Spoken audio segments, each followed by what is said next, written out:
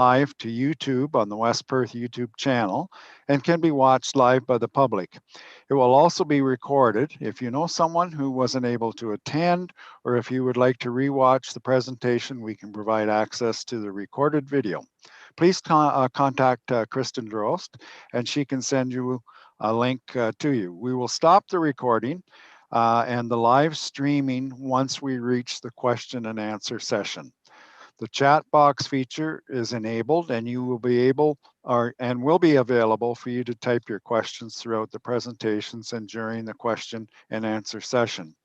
For those of you who registered to attend the meeting, once we start the question and answer session of the meeting, we will update your permissions in the Zoom and we will invite you to turn your cameras on. And if you wish to do so, you can also have your microphone access.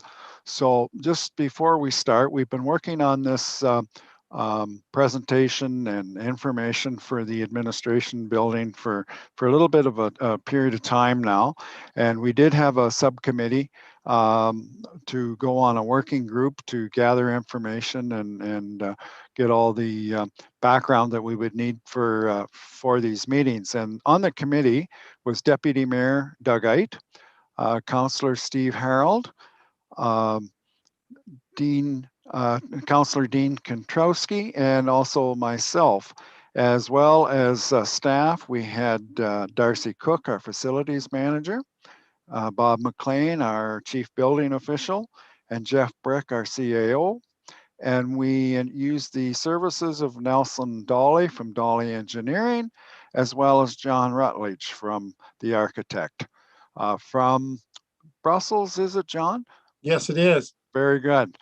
Okay, so without any further ado, I'm going to ask our CAO, Jeff, to start the presentation, and he will be followed by Nelson Dolly and then John, and then we will probably entertain the question and answers at that time. So thank you. Okay, thank you very much, Walter. We've got the slideshow, which we are sharing the screen, so you should be able to follow along with the slideshow. And just want to give you this outline that Mayor McKenzie has covered the welcome and logistics. And tonight, they're going to have a presentation from the project team. We're going to hear from Nelson and John and myself. And if there's any questions that Darcy or any of the other members of the working group or any other councillors can answer, we can take those during the question and answer period. And as I indicated, as soon as we're through the three segments of this presentation, I'll do background. Nelson and John are going to cover conceptual designs, and then I'll come back and do a few moments on preliminary budget. And then we will just take a brief pause and then for like 30 seconds, and then we'll move into the question and answer session. And Mayor McKenzie has offered to facilitate the question and answer session. So I'm going to start right into the presentation. I'm going to start with a little bit of history, and the Mitchell Town Hall was located on St. George Street South, so just south of the main lights in town, where St. George meets Highway 8 or Ontario or Huron Street, whichever it is right at that point, because that's where it changes. It was across from Parmalat, or what's today Lactalis. That town hall, there's a shot of the town hall on the screen. It was demolished in 1959, and the bell was removed and is in storage. That bell was in Centennial Park for a number of years, and when we redeveloped Centennial Park, we moved that bell back into storage again, and we have it in storage. And the tower was to be preserved as well. It was quite a striking tower, a bit of a round cupola style, but the crane failed while it was being dismantled and it was destroyed. And so if anyone has the Pitcher Mitchell book, which was done by Dean Robinson, the title of that book is Pitcher Mitchell, 1857 to 1997.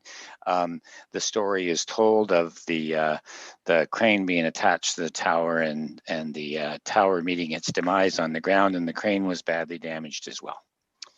So the current administration office, moving to a more current administration office for what was the town of Mitchell for a number of years, was constructed in 1924 and was used as a high school until approximately 1957. And then after that time, it was used by the town of Mitchell and eventually became the administration offices for the amalgamated Municipality of West Perth, which came into effect on January 1st, 1998. And someone corrected me on that today. I said 1999 and it's in the slideshow, but it should actually be 1998 when West Perth came into existence. The current administration building has undergone a number of renovations. And as we indicate, town of Mitchell began using it in about 1959 or 1960. So it wasn't right away. And it appears that the high school actually used both sites for a year or two. And then additional renovations were completed in 1983 and again in 1998. And it is not designated as a historical building, although it has a unique architectural feature called a parapet wall. And I'm going to just go back one slide and show you this town of Mitchell slide, or when this Mitchell Town Hall slide that was shows across the top of the town hall, there's a brick feature, and it's a concrete wall that's covered by brick, and that was where the Mitchell Town Hall sign was on, and that's the parapet, and it's a fairly unique architectural feature. In sometime after that picture was taken and before 2002, there was quite a bit of deterioration of that parapet, and eventually the municipality considered a report in 2002 about the option of rehabilitating and restoring the brick parapet or making a decision to cover it in steel. And it was covered in steel at that time. The parapet is still under that steel, but by all accounts, it was in bad shape when it was covered, and it's probably in a lot worse shape today. There's been a lot of work done on the condition of the building over the years, and the more recent work, there was a major exercise done in 2012 by the Municipality of West Perth to do building condition assessments of a number of its buildings, and that work included building condition assessments of the equipment depots that the municipality owned and the offices in 2 cases that went with those equipment depots, right through to the arena. So a lot of our assets were reviewed at that time, and detailed reports were brought back speaking about the condition of the assets and identifying different kinds of maintenance that should be done on them and planning for the future that should be done for those buildings. And the 2012 report for the administration office identified significant issues. And I've included a slide. The 2012 building condition assessment process culminated in a presentation to council on January the 29th, 2013. And the slide that's on the screen here is an actual slide from that presentation. It initially, at that time, it was thought that the town hall or the high school was built in 1915, and we actually believe it was built in 1924. The code compliance issues were identified, significant accessibility challenges were identified. There were major building envelope deficiencies documented in that report. And in that report, it was identified that a future investment in the next 10 years of $1.1 million was needed to the building. And then over 25 years, about 2.3 million.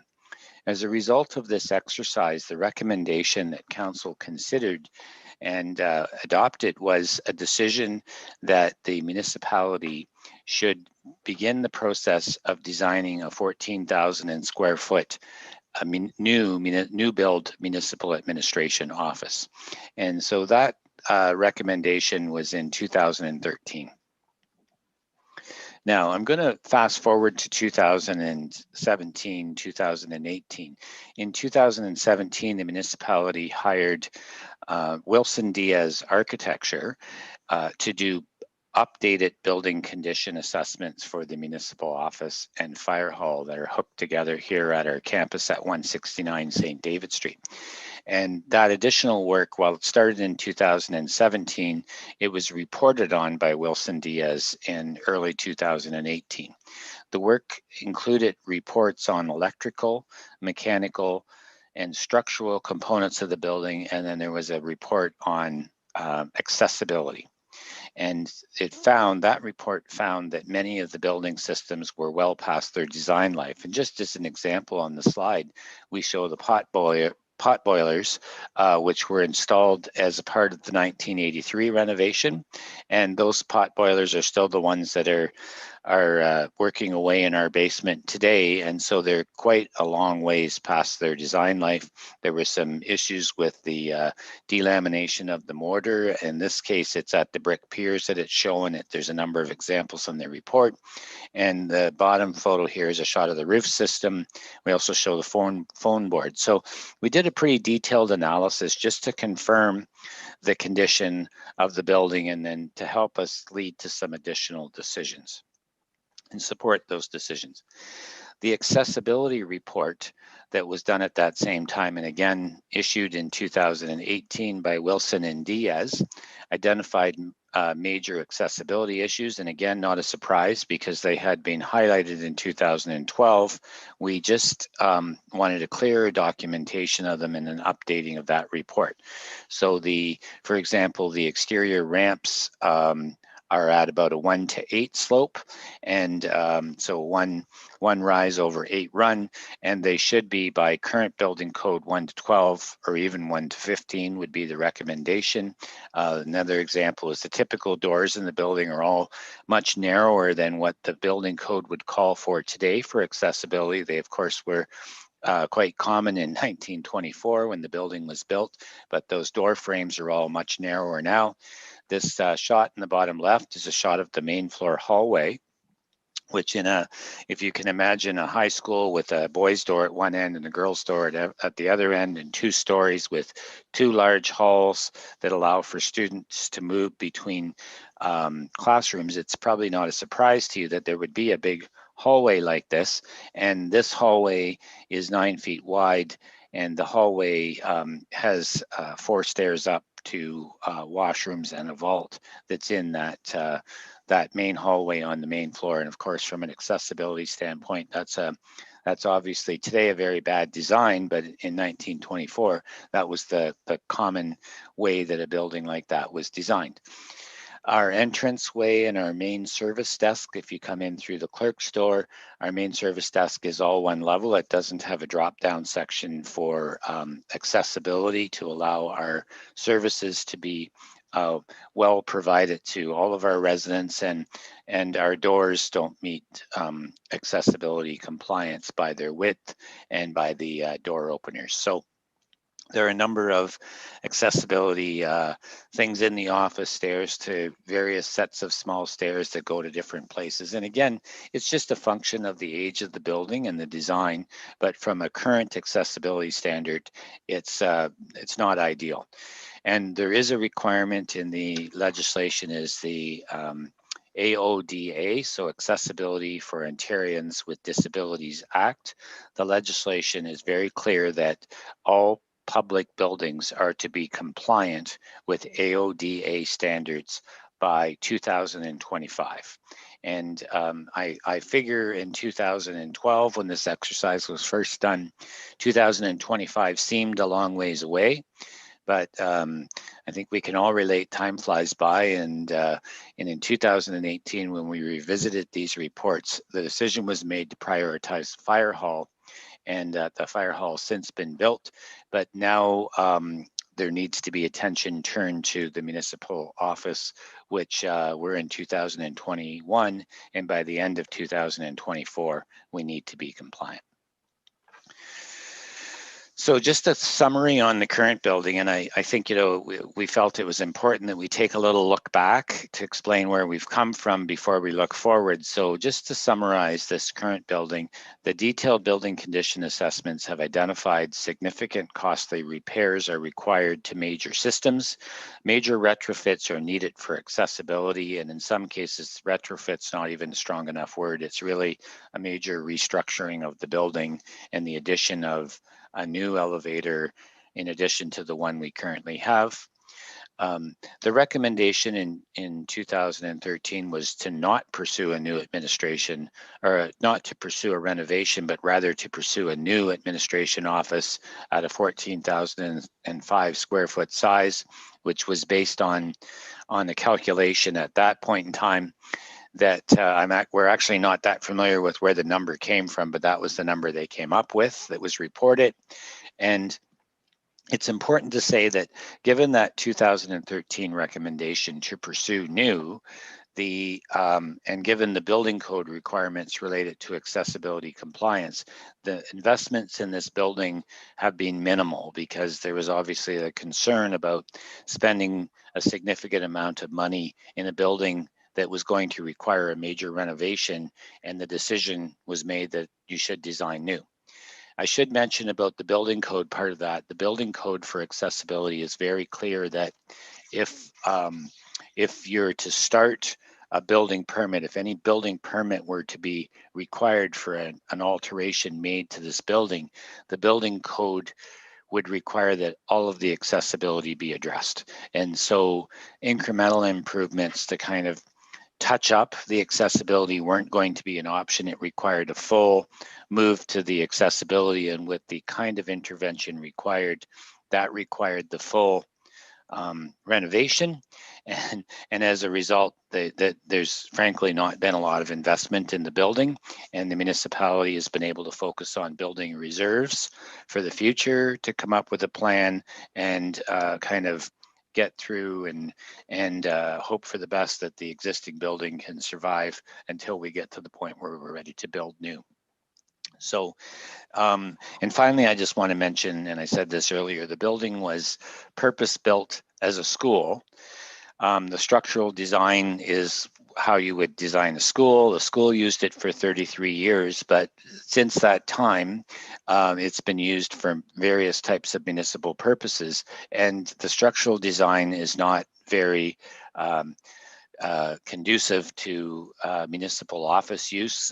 We certainly have made the best of it over the years, but we lose those spaces. The large hallway spaces is lost to us, and of course the access and the high ceilings are things that if we were to design an office, we wouldn't have designed it that way. And there's very limited ability to change it because of the structural concrete nature of the center wall in the building that just can't be moved without having the entire building changed.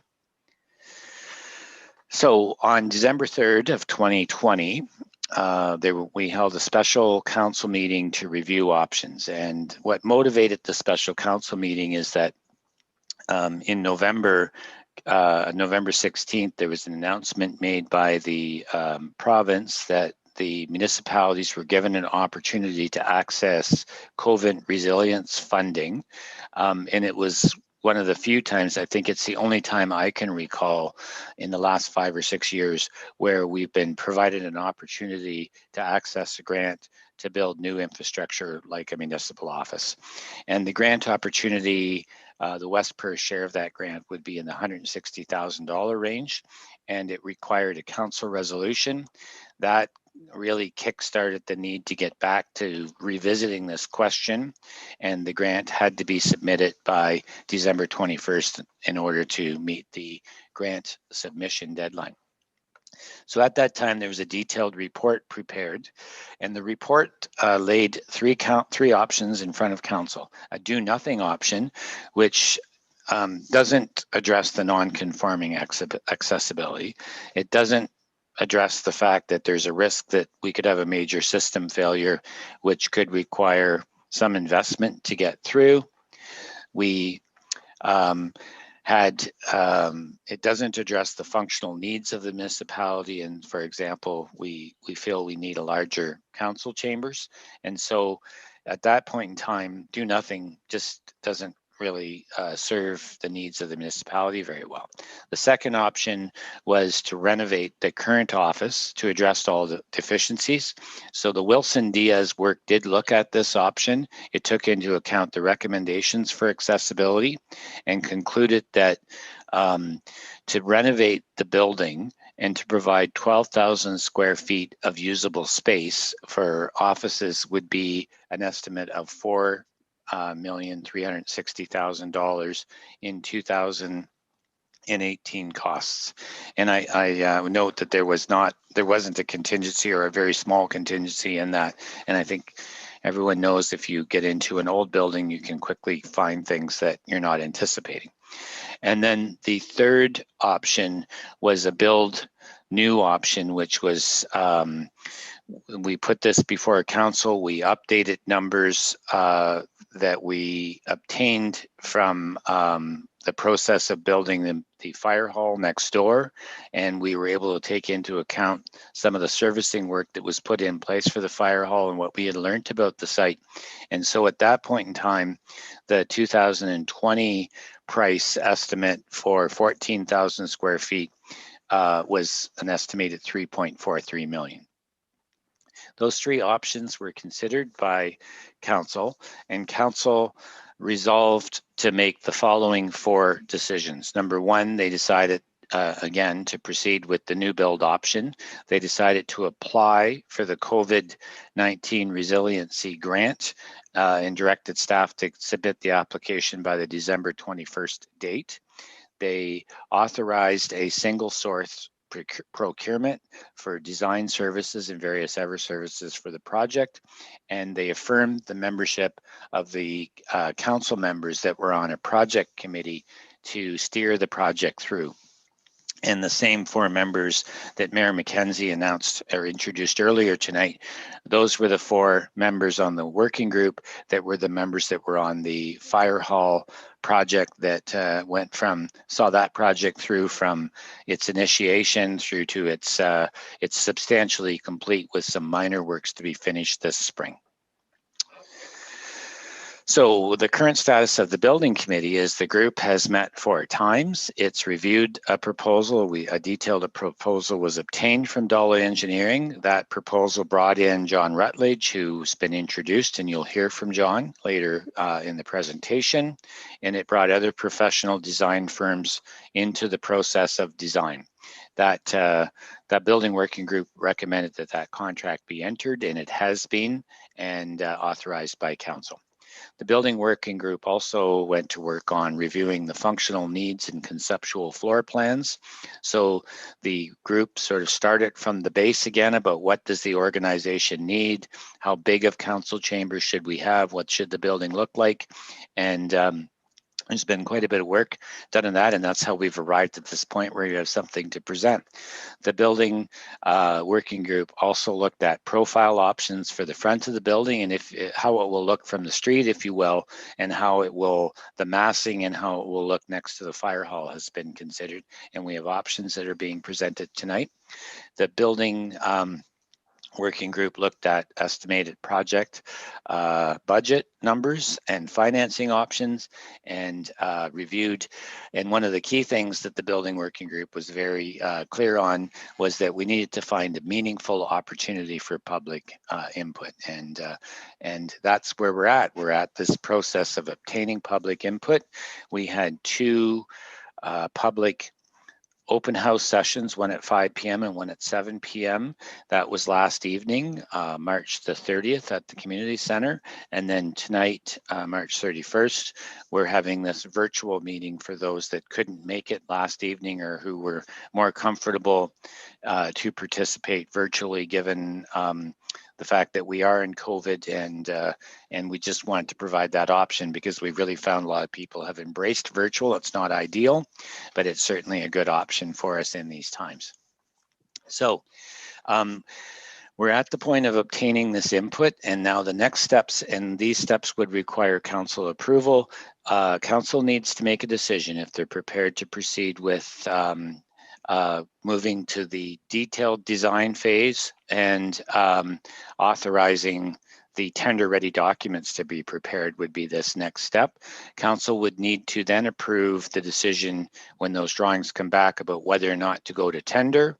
And finally, council would then see those tender results when they come in and have to decide whether they wanted to proceed with authorization to enter into a contract for construction of the project with the preferred bidder. So I'm going to say a couple of words about the design concepts, and then I'm going to turn it over to Nelson and John to speak about the concepts. So first of all, the design process was guided by some driving principles that kind of really set the trajectory of the project. So, for example, there was a really strong emphasis on accessibility with what we've been through with our current building. We obviously want to plan for the long term and make sure that what we build will meet the standard for a long time. And so a focus on minimizing steps and ramps. And in fact, the way that it's been designed is there are no steps or ramps. A practical, modest, and functional design which provides excellent value for this community. Another a driving principle was setting it up where there's an accessible public service space at the front end, along with a secure office area. And this allows that separation of public from private, which is a COVID lesson and has a really big impact. COVID has had a big impact on the way we can operate around that separation of public from private spaces and the management of the workforce. We wanted to have a larger council chambers to accommodate the opportunity for a large gathering or a large council meeting. We want to consider other pandemic readiness factors such as air handling is probably a prime example, in the way that the flow of people in the office works. So certainly, in the case that we are now with the entrances in the office without taking steps, you really only have that one main entrance with a small vestibule. And of course, from a COVID perspective, that's caused us to have to leave the office closed and locked because we can't manage safely the flow of traffic and meet our obligations under the COVID plan, a COVID safety plan. We want to consider energy efficiency, ease of maintenance, and maximize natural light, which are just good design functions. We want to consider the physical appearance of the building, given its location next to the fire hall, and to make sure with that facing on Wellington Street that street frontage looks good. We want to consider the need for parking and the setback from the street, how far back from the street makes sense. We want to look in, we want to think about how to be smart about additional space for growth, and I'll let Nelson speak about how we've contemplated that.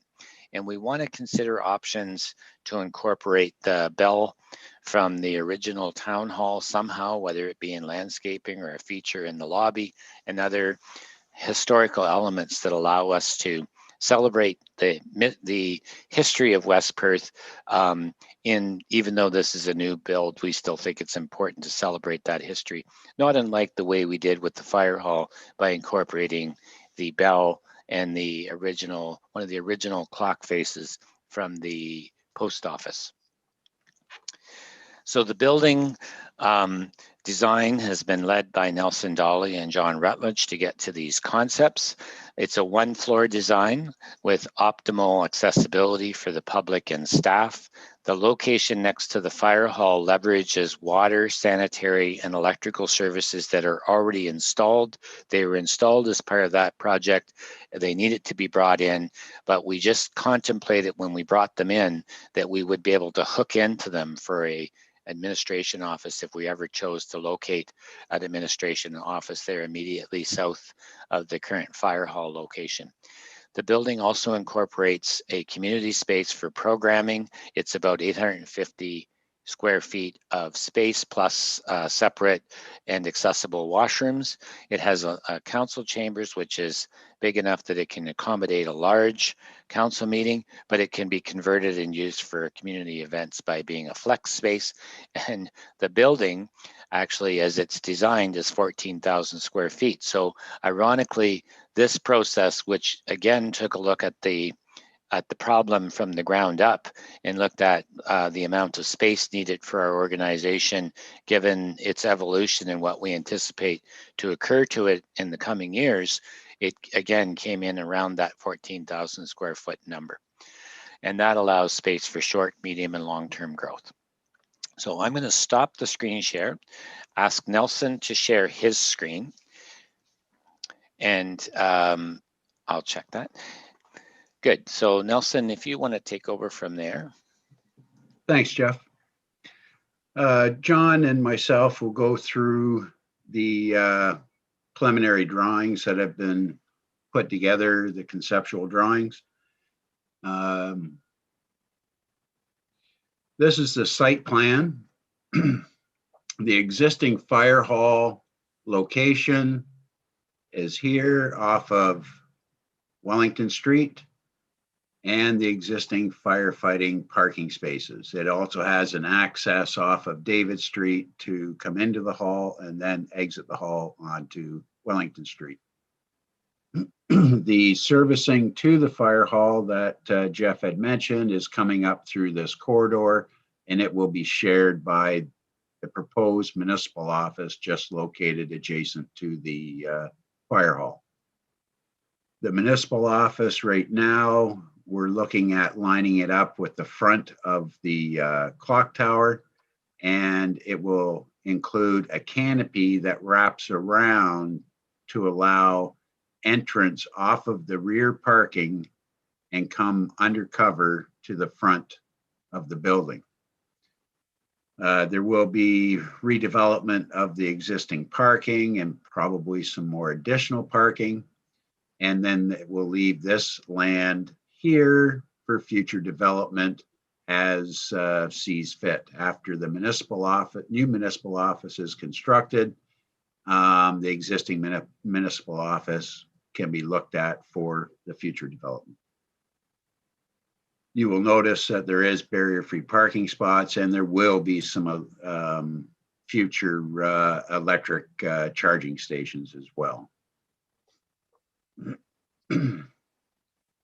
This is the floor plan. During the development of the floor plan, we did look at two-story or a raised bungalow, for lack of a better term, proposals as well, and considerations for the building. But with relatively high groundwater in the area and the cost of elevator and fire separations between the floors, it was felt that it was best served the municipal office to be just all one floor from a functional and cost standpoint.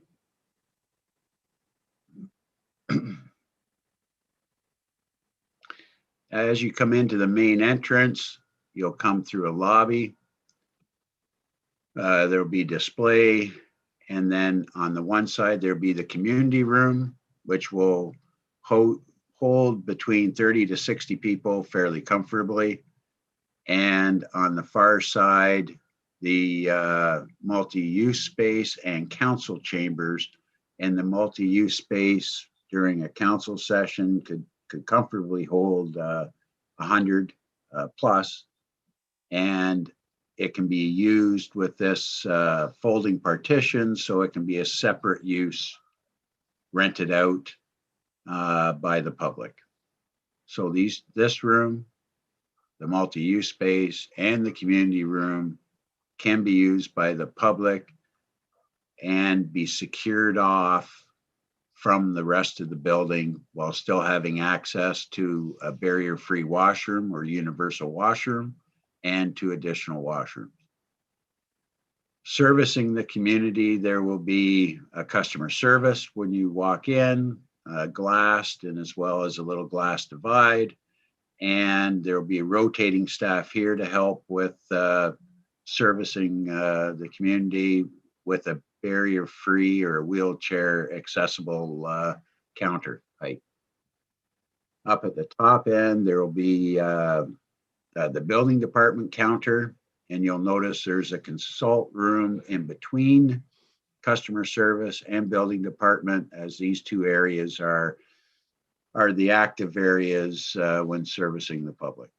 And the consult room offers the public to come in and talk with a staff member in private while still feeling comfortable. The remainder of the space, you will notice there will be pods of staff area, such as the building department servicing this counter. You've got your finance assistant, legislative services, customer service, clerk, council services down in this area.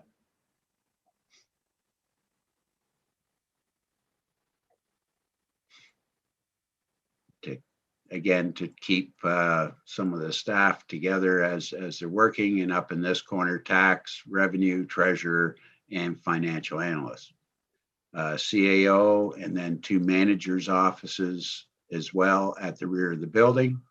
And there's 2 unoccupied offices for future expansion or transient workers as needed. The planning office is used weekly, and the planner comes to the site to offer services. You'll find a print copy room, storage area, and this is accessible from both sides, so it's easily accessible by all the staff. Barrier-free, easy flowing, and good mobility in the front area for future needs. Any future expansion would be in this area and to the rear of the building. So to the rear of the building and in this area here. John, I'll let you talk about some of the exterior elevations. Okay, am I supposed to mute my mic? No, you're good. Oh, okay. Hi, my name's John Rutledge. For the people who don't know me, I have a big Mitchell connection because my grandmother was Grace Klein, and she lived in Mitchell for over 50 years. The first proposal, option A, we actually ended up designing 4 options for the exterior of the building, just in order to look at some variations. The first proposal, A, has a central small tower or frontispiece, as we call it in architecture, where the entrance is.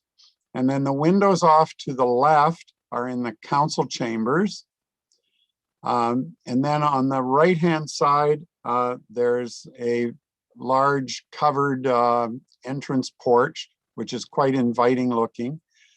This proposal, we've shown it in this drawing to be masonry stone veneer, but this proposal would also look really, really good if it was clad in brick. Next, please. This is a pictorial version of option A. It's just been shaded in instead of hatched in. You'll see the very welcoming porch, and you'll see the porch all the way along the north side.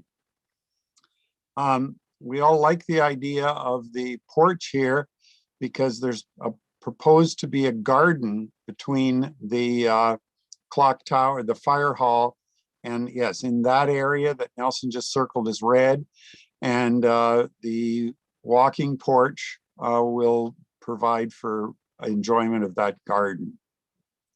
Next, please. Option B is a more contemporary version. It's sort of 2 shed roofs put together on that. Again, the big windows on the left are the council chambers windows. The windows in the middle are the entrance. And then the windows on the left under the porch are for the community room. The gable where the West Perth Municipal Office sign could be, that's shown as diamond steel roofing, which is metal. It's manufactured in Wingham, and it provides a nice contrast to the stone veneer for this. Next, please. Again, a pictorial view looking from the front. The other nice thing about the side porch on the north side is that it provides a walkthrough, because the site for the project actually goes from Wellington to St. David Street. So it emphasizes that circulation on that. Next, please. Proposal C is a fair bit different than the other proposals, as that it has a very large hip roof on the one end. And that's a roof that's a pyramidal roof. It slopes up on all sides. And some people call it a cottage roof, but the actual technical term is a hip roof. And then the front gable, the large window and the window to the left is in the council chambers. And the central window is over the entrance. Thank you, Nelson. And then large, fairly sized windows in the community room underneath the entrance porch. And this one, we've shown it again with masonry veneer, but it could also look pretty good brick also. Thank you. Again, you'll see the wrapped around porch around the corner, and you'll see that the large hip roof. Now, the thing about this roof, it gives the building a very, very different look, because every time you put a hip or cottage roof on a building, it always looks smaller. So this proposal option C will actually make the building look smaller, and that's not necessarily a bad thing. Thank you.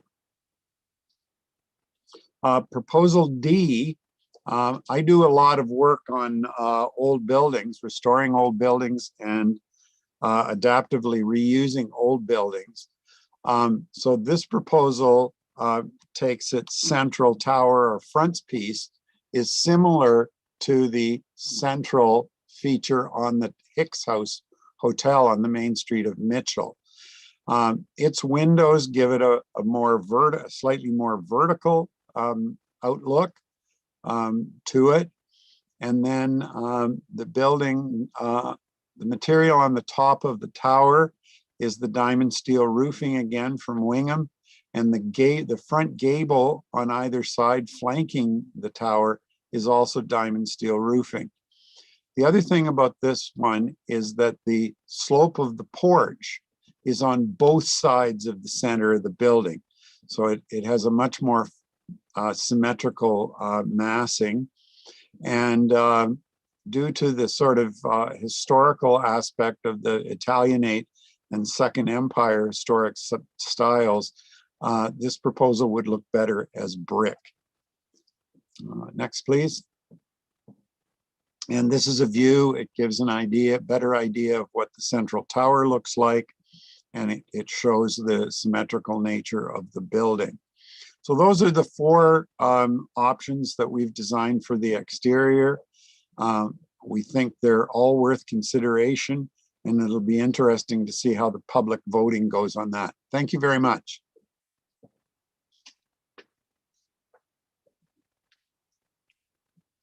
So Hello? I'm gonna, yep, I got you, thanks. John.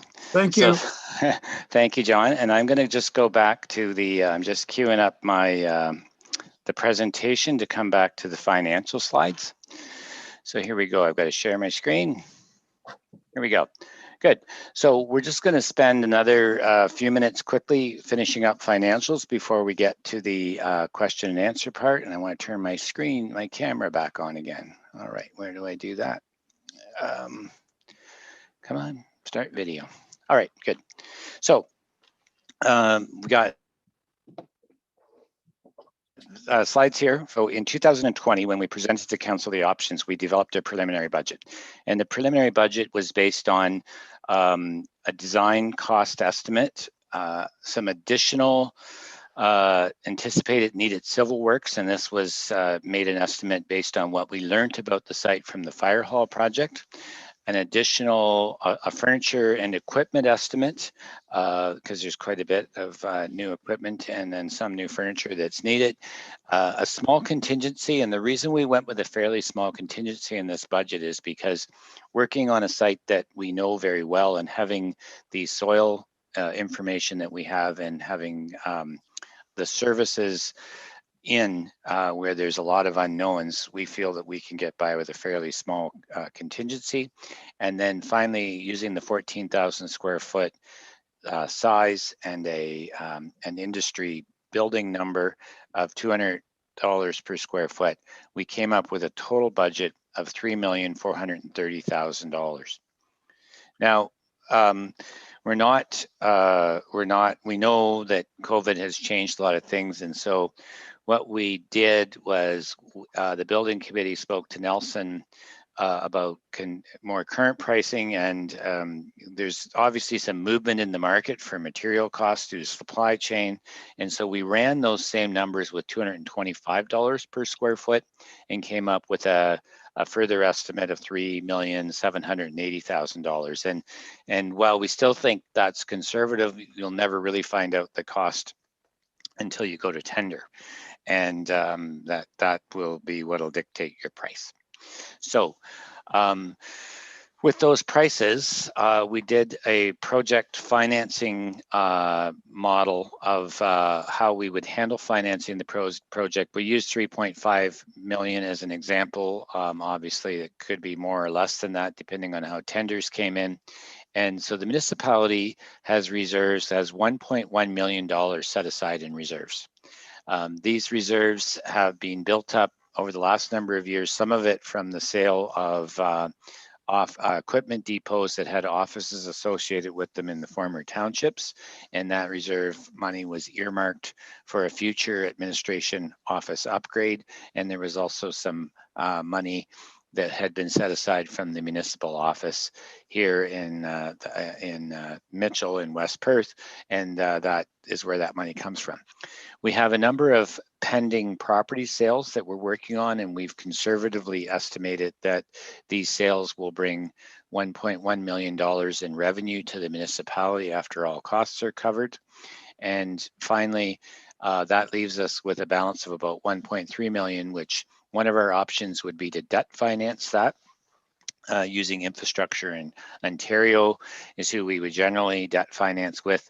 And I just would note a couple things about this, that the amount that we've included here, we haven't included any revenue from the current building. We've got a building envelope drawn around it, and we could sell this building envelope as a buildable site to someone to decide whether they want to renovate the building or to build something else, or the municipality may choose to retain it. So we thought it wise to not put revenue into this project from this current building, and we will obviously need to sort that out as a next step, but not to support the financing of this. We didn't include the grant eligibility of $160,000 in the model, and if we were able to meet the grant timelines, and if we were successful getting it, that would further offset this cost. It's not a lot, but it's, like I said earlier, we haven't seen many grants for this kind of capital work.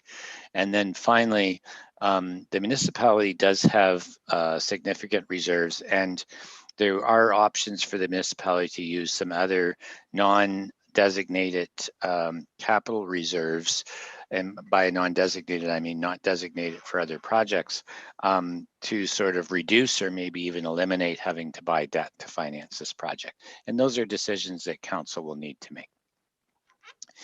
So on the topic of debt financing, which Municipality of West Perth hasn't used debt financing for a lot of projects, and it's a wonderful position for a municipality to be in. It's a part of the portfolio for many municipalities, in some cases a fairly good chunk of their financing strategies. In our case, we currently have $2.5 million of outstanding long-term debt, but that debt is all water and wastewater project related. So that money is funded by rates. In other words, it's funded by the cost of water and the cost of wastewater services, and we keep that we really, you'll hear me talk about this as we go through the rest of the presentation. We keep these amounts that are rates related versus levy related separate because they are separate pots of money for separate benefiting members of the community. That debt will be settled by 2025. And so we're almost to the end of that debt. We do have this upcoming long-term debt that we're going to be bringing on the Henry Street Bridge. We're going to bring on $1.9 million of debt financed over 20 years for that.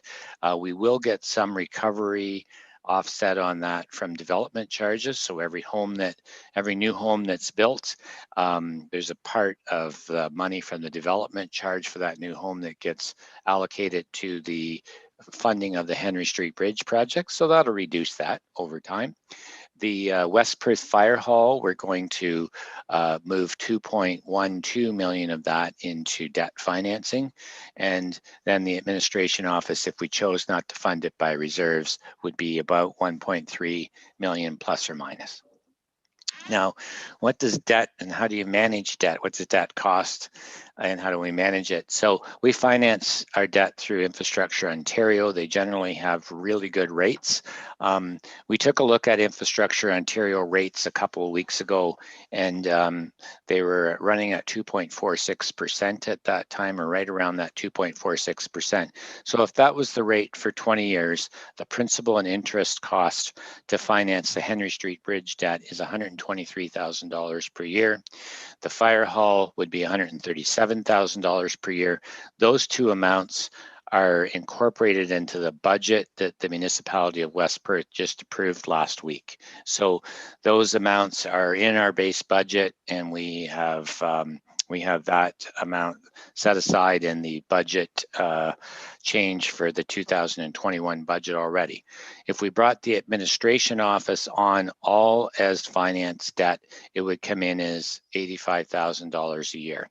And I should mention that those principal and interest payments, of course, in the early years, you pay more in interest and less in principal. And as the debt becomes more and more mature, you begin at the end, your schedule of principal and interest payments, you end up having more principal and less interest towards the end. Future projects for the water and wastewater services, and these are the levy-related services that we offer as a the rate-related services we offer as a municipality. We have some projects planned. Those costs would be recovered from reserves that we've already got in place. So we've been building up reserves for some improvements to our sewage treatment plant, and we also would recover those in our rates. And so we are anticipating some projects in water and wastewater. It's going to depend, the timing of those projects will depend on our sort of working with our major industrial partners on the concentration of wastewater and on our hydraulic capacity. At this time, we're in good shape with hydraulic capacity, and with our concentration, we're looking at options to be able to extend without having to make major investments in the near term. And that'll just depend on how those negotiations go. And again, we've got some money set aside for that. And then in the case of money projects that we would fund with tax levy, we have no further major capital projects planned.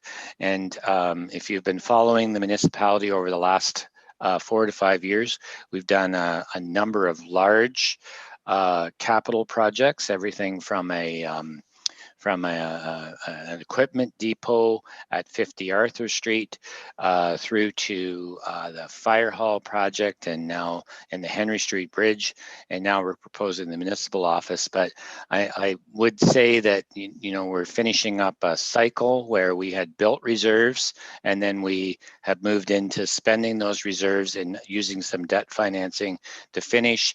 And in the near term, we have no big projects planned that we wouldn't have reserves to cover. So we are in good shape that way. Final couple slides. West Perth has approximately $26.6 million in reserves as of December 31st, 2020. That's a great number. It's a bit of an eye-popping number, but it also, it has to be, we have to look at that number and remember that the municipality has reserves that are regulatory or obligatory. In other words, we have to hold a certain amount of money in reserves because we're responsible to or legislatively required to. And then some of these reserves are discretionary, and those are reserves that we can use for projects to best manage our cash flow. And we track, I need to be clear that we are very careful about tracking reserves that are obligatory and reserves that are discretionary. And we also track reserves that are generated through rates versus reserves that are generated through levy to make sure that we can properly assign the value and benefit of those reserves to those that put them there. Our reserves are managed to make provision for replacement and improvements of capital assets to sustain infrastructure and meet asset management requirements. In some case, regulatory, and there is new asset management legislation in place that requires us to hold significant reserves. It's a regulatory requirement, and it has to do with ensuring that we are planning for the now, but we're also planning for the future. And in some cases, it's just the recommendations in terms of reserve numbers. Our reserves really allow us to manage ourselves and manage our money to be flexible and to support our financial planning needs and also ensure the long-term financial stability of the municipality. And finally, when we talk about we have a high number in reserves, I think it's important to talk about how we manage those reserves in order to maximize the amount of profit or revenue we can generate off of them.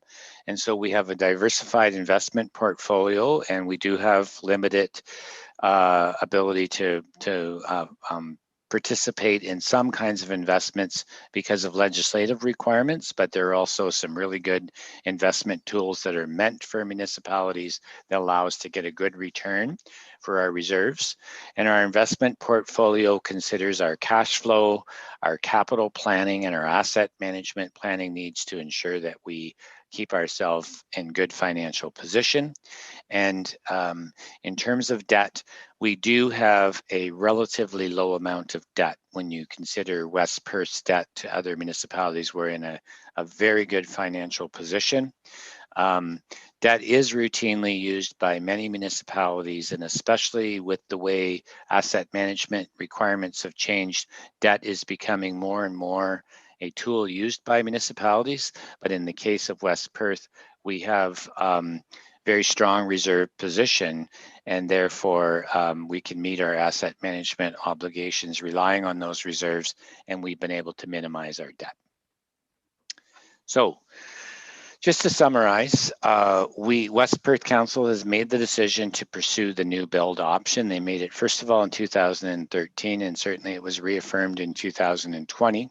The condition of the existing building and the non-compliance with accessibility are major drivers for the timing of this project.